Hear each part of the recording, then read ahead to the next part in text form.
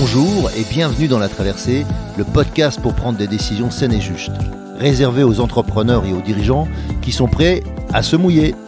Je suis Hervé Franceschi, auteur, coach, conférencier, explorateur de la joie et aventurier de l'entreprise.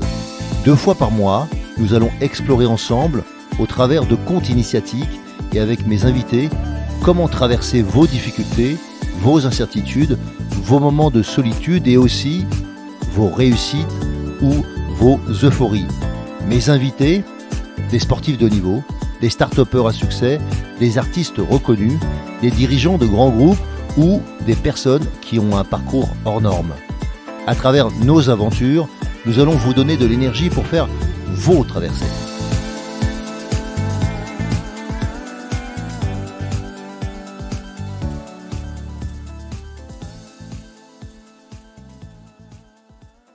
Alors, très heureux de vous retrouver aujourd'hui dans le débriefing de l'émission que nous avons fait avec Michel Decouste. Michel, grande exploratrice de l'humain et de la planète, on pourrait dire. Et elle nous propose en fait plusieurs leçons, en tout cas qui me sont apparues comme des leçons. Et une qui m'a paru évidente, c'est son rapport au vivant, son rapport au spirituel. Et j'ai trouvé intéressant ce qu'elle nous a expliqué aussi sur son esprit pionnier. Voilà, donc on va revenir sur ces notions. Et puis il y avait une phrase que j'ai bien aimée, qu'elle nous a donnée, que je ne connaissais pas, de Coluche, qui disait « Je veux mourir de mon vivant ». Et c'était dans ce rapport au vivant, quel rapport entretenons-nous avec le vivant. Et je trouve que c'est intéressant de se poser la question parce que souvent, je trouve que nous sommes dans une société peut-être un peu mortifère et qui ne célèbre pas assez le vivant, qui ne rend pas compte assez du vivant. La nature nous le permet au quotidien. Les enfants ne font que ça. Mais je dirais que nous perdons un peu de cette joie de vivre au contact de notre société. Et je trouvais que c'était intéressant de célébrer, d'oser célébrer en fait. Qu'est-ce qui fait qu'à un moment donné, dans nos sociétés, par société, j'entends aussi bien entreprise que assemblée, que un pays, une nation. Eh bien, nous ne prenions pas assez le temps de célébrer ce qui fonctionne, célébrer nos réussites et que je pense qu'il y a quand même beaucoup d'opportunités pour le faire. Et malheureusement, souvent, ça se fait au détriment d'un autre. C'est un peu comme une victoire, mais il y a obligatoirement un perdant. Est-ce qu'on pourrait célébrer des choses dans lesquelles on serait gagnant-gagnant ? Et ça m'a posé la question de comment on gérait souvent notre entreprise. Est-ce qu'on célèbre des choses pour que l'ensemble de l'équipe gagne ? Qu'est-ce qu'on met en œuvre pour que on soit dans cette optique de gagnant-gagnant plutôt que d'être au détriment d'un autre ? Un peu comme quand on fait un cadeau à quelqu'un et que si ce cadeau est réussi, on est gagnant-gagnant, tous les deux. Celui qui reçoit et celui qui donne. Et ça, ça demande de l'écoute, ça demande de la présence. Et je trouve que c'était un petit peu ce qui se jouait entre nous, entre Michel et moi, quand j'ai fait cette interview avec elle. J'ai aimé être à son écoute. Être inspiré, c'est évidemment, la nature est un moyen d'être inspiré, mais il y a aussi des personnes qui peuvent nous inspirer. Et en tout cas, Coluche, pour moi, était une source d'inspiration. Alors, elle nous a parlé aussi de l'esprit pionnier, qui est fondamental dans l'esprit entrepreneurial, ou dans l'aventure entrepreneuriale. Comment, en fait, à un moment donné, on prend le temps de garder cet esprit pionnier, on remet ça au goût du jour, on vient se reproduire, se régénérer, on va dire, peut-être pas comme le phénix, systématiquement, on n'est pas obligé de mourir ou de brûler pour redémarrer, mais avoir cette sensation quand même que quelque chose peut renaître de nous. Et pas seulement dans nos sentiments, mais dans ce que nous sommes, dans notre potentiel.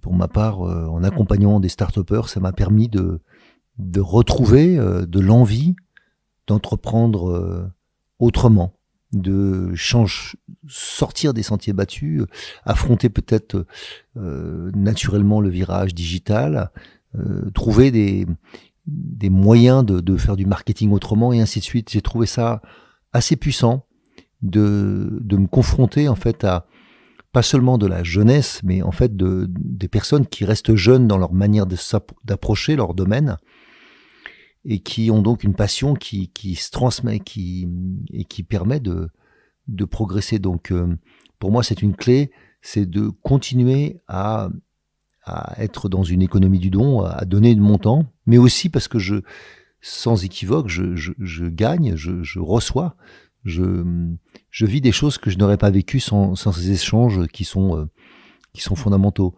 Et je pense que dans nos rapports, qui sont essentiellement mercantiles, souvent, en entreprise, hein, j'entends, eh bien, on prend pas assez de temps de ce don. Et on peut évidemment le vivre avec les nouvelles générations, comme on peut le vivre avec les anciennes générations. Je trouve que tout ça, c'est intéressant de se poser cette question. Et j'ai trouvé que avec Michel, il y avait quelque chose de cet ordre-là. Oui, elle a déjà vécu pas mal, mais en même temps, elle reste très jeune. Elle a une grande capacité je dirais, d'innocence, de naïveté, de rester éveillée ou émerveillée sur ce monde. Et j'ai bien aimé aussi, donc, dans cet esprit pionnier, c'est d'aller expérimenter, pas seulement être intéressé par des idées, expérimenter.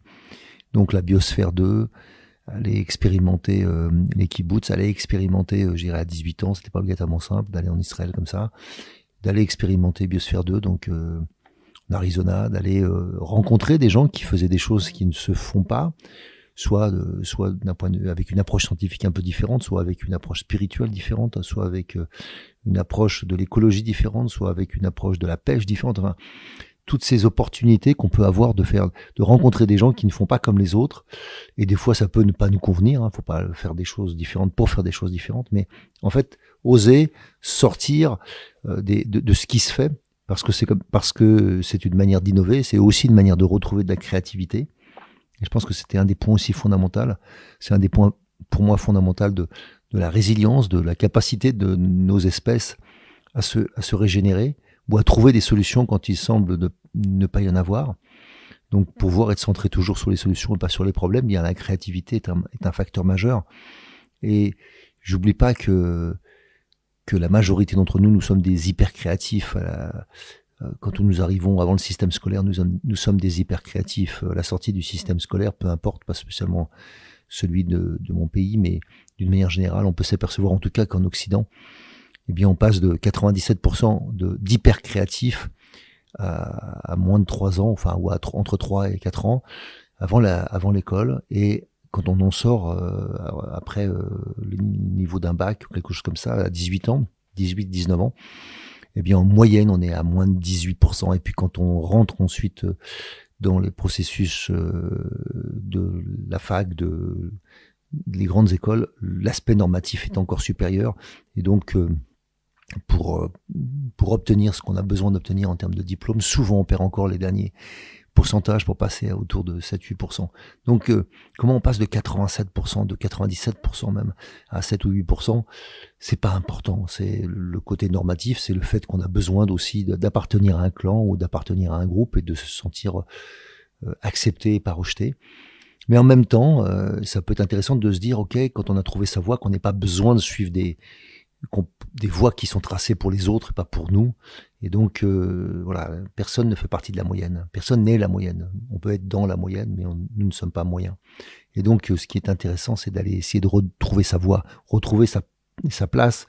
Et pour ça, la créativité est un moyen extraordinaire. Et on est tous des hyper créatifs. Il suffit juste de le remettre en place. Et je me suis aperçu que j'avais pu redécouvrir ça il y a une vingtaine d'années, de redevenir un hyper créatif.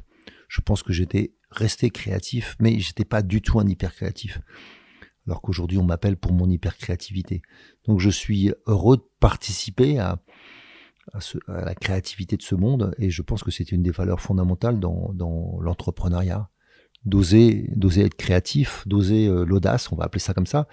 Et un des moyens aussi qui est intéressant, c'est qui n'est pas utilisé souvent, c'est l'intuition, quoi. Parce qu'en fait,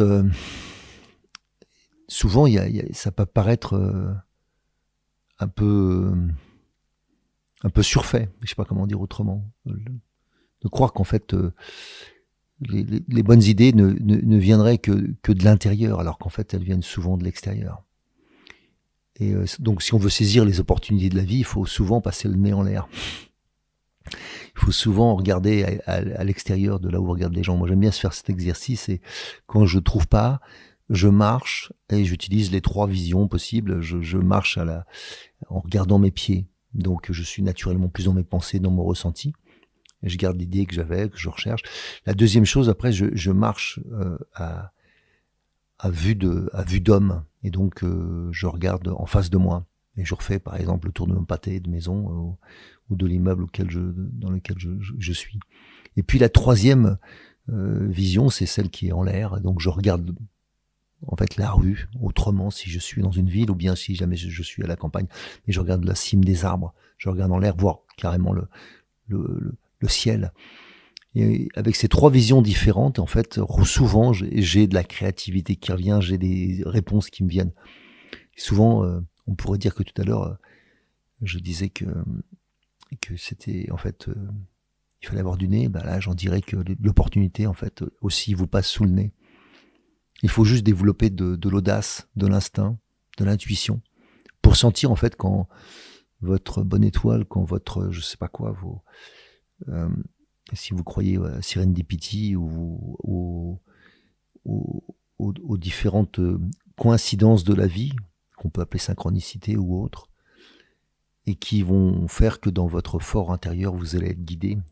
On va vous proposer des choses, peut-être que vous proposez des choses. Et donc, je pense que le vrai obstacle, c'est à notre bonheur, c'est le problème de ne pas oser la créativité, de ne pas oser retrouver l'enfant intérieur, qui lui n'avait pas vraiment de stop dans la créativité. Et donc, quand on parle de créativité, on peut parler d'opportunité en fait de la vie. On peut partir aussi du fait que oui, il y a des risques. Opportunités et risques ne sont que les 2 facettes de la même pièce.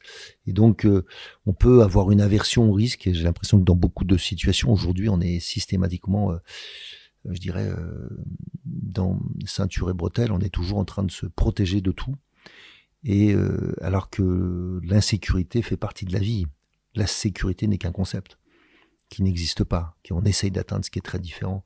Mais l'insécurité fait partie de la vie. Et donc, il faut l'accepter et ensuite, évidemment, développer soit de la prudence, soit de la capacité à gérer ce risque. Et les deux, donc mesurer l'audace qu'il est nécessaire d'avoir sans être dans de l'inconscience ou de la témérité, et utiliser la peur comme un moyen de vigilance et pas comme un moyen pour être bloqué dans ce que nous sommes. Et j'ai trouvé que c'était intéressant aussi qu'elle parle donc de cette aversion au risque qu'elle avait retrouvée quand elle était revenue après le confinement, qui semblait pas être du tout le cas de la communauté dans laquelle elle était au Tibet. Et un point qui m'a paru aussi intéressant et sur lequel je voulais revenir, c'est cette capacité d'être connecté au réel et pas seulement au virtuel. Connecté au réel et pas seulement au virtuel.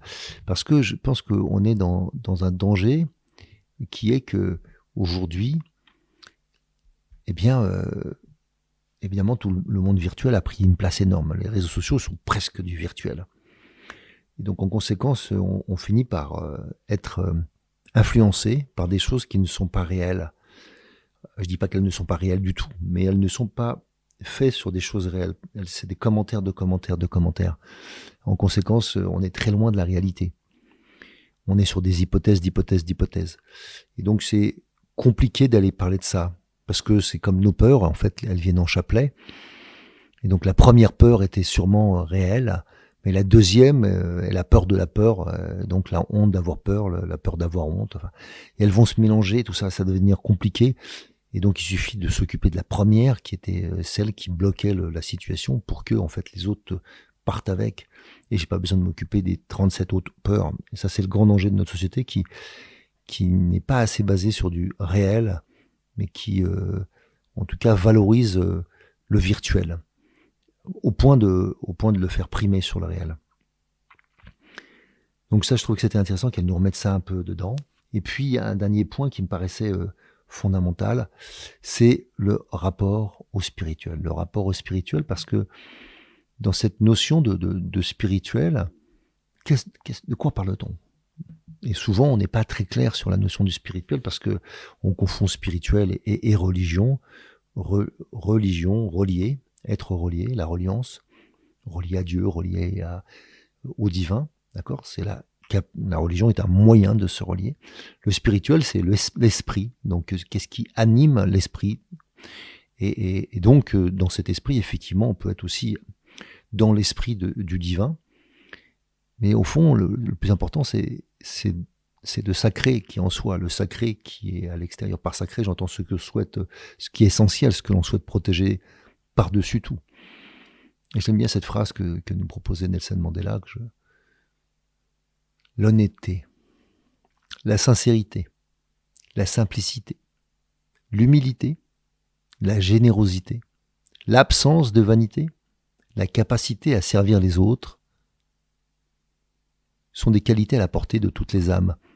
Ce sont les véritables fondations de notre vie spirituelle, disait Nelson Mandela. Ou bien j'en avais noté une autre pour vous, celle de Gandhi, la spiritualité demande d'abord une culture du cœur, une immense force, une intrépide, sans faille. Les couards ne peuvent satisfaire à une morale. Waouh! Les couards ne peuvent satisfaire à une morale. Et donc voilà, c'est toujours intéressant de se poser la question de comment on voit la spiritualité. Et dans nos sociétés, on n'a pas laissé beaucoup de place à ça, soit parce que ça nous gêne et que la laïcité définit par avance le fait que la spiritualité ne peut pas exister, alors qu'en fait c'est confondre la spiritualité et la religion. Je pense que tout le monde est spirituel et tout le monde n'est pas religieux. Tout le monde n'a pas obligatoirement envie d'être conduit par des rituels, même si pour certains ces rituels sont les moyens le plus simples de rester en spiritualité. Et c'est ok pour moi, je pense que c'est des moyens. C'est des moyens pour continuer à vivre ma spiritualité. Et souvent, j'aime bien me rappeler de cette histoire qui dit, c'est l'histoire d'un disciple qui parle à son maître et qui lui dit: que faut-il faire pour atteindre l'éveil? Il parle évidemment d'éveil spirituel. Alors le maître lui répond: eh bien 3 choses seulement. Pratiquer, pratiquer et encore pratiquer. Alors pourquoi il suffirait de pratiquer? Parce que c'est dans la pratique que les choses naissent. Et que la personne que vous devenez en pratiquant, quelle que soit la pratique, vous transforme. Alors c'est pas seulement en forgeant qu'on devient forgeron, bien évidemment, ça va dépendre de ce qu'on pense, de ce qu'on est quand on pratique. Et donc c'est important de définir que notre monde, votre monde, le mien, peut être spirituel, est spirituel, peu importe comment vous voyez les choses. Donc ça fait appel, on va dire, à une force ou à une part invisible. Comme quand nous discutons, il y a beaucoup de choses qui restent invisibles. Invisibles peut-être aux yeux, mais qui sont peut-être pas invisibles au cœur. Et je pense que c'est intéressant que de se poser la question de comment nous nous relions les uns les autres. Et donc la spiritualité, c'est aussi un moyen de nous relier les uns aux autres. Et après, on peut y mettre Dieu ou on peut y mettre autre chose, c'est à vous de voir. Et pour ma part, c'est pas qu'un acte intellectuel, c'est pas qu'un acte de développement personnel, c'est un acte profond qui me permet de me relier à ce que je suis.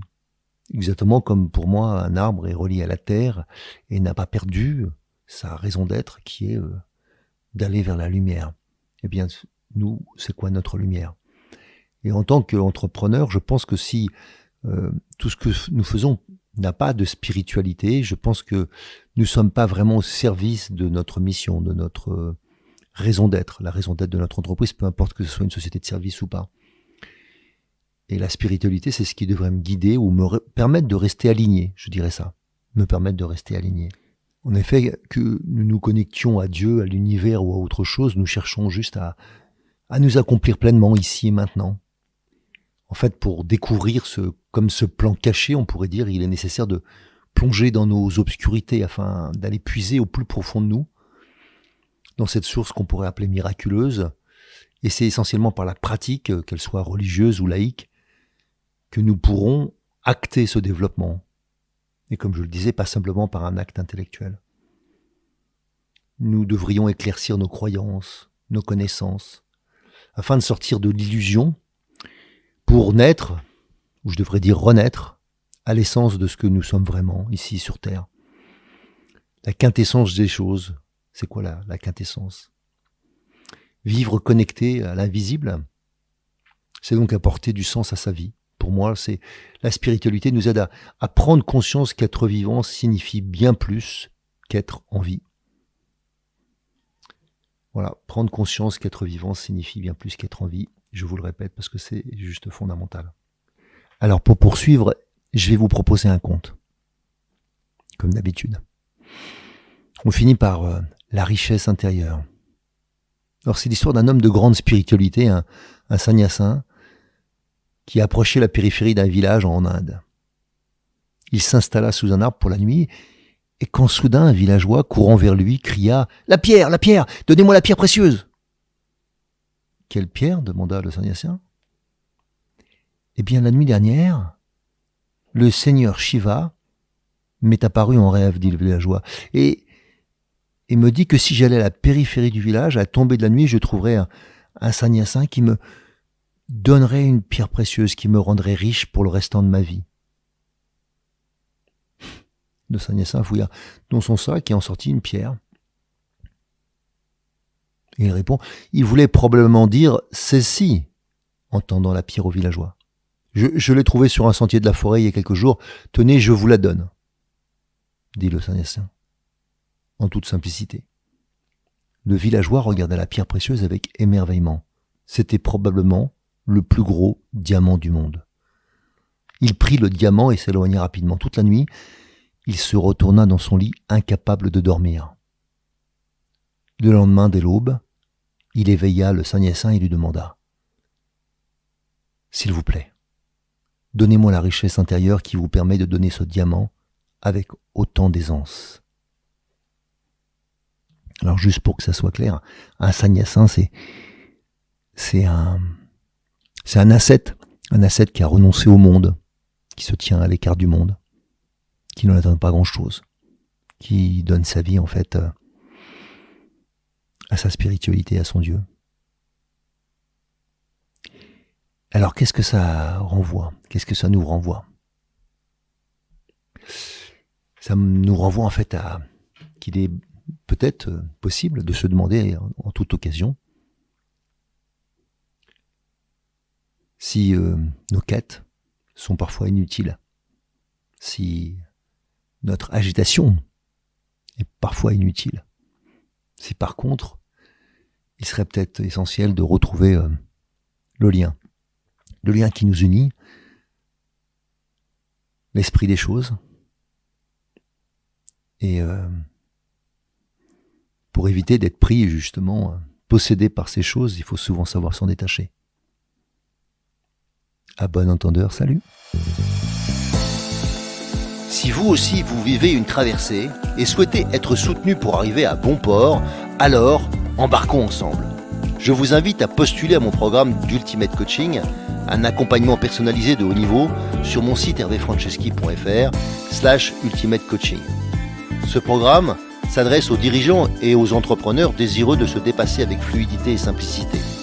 Par exemple, pour se préparer mentalement comme un sportif de haut niveau, ou bien pour être plus présent à soi et à son corps, ou encore pour développer performance, inclusion et bien-être dans votre entreprise. Et enfin, exploser les plafonds de verre qui vous empêchent d'atteindre votre potentiel. Et bien sûr, si vous aimez ce podcast, favorisez sa diffusion en lui donnant 5 étoiles, j'ai bien dit 5 étoiles, sur Apple Podcast ou votre plateforme de podcast préférée. Et surtout, abonnez-vous pour ne manquer aucun épisode. Dans cette traversée, sortez vos cirés, ça va rincer.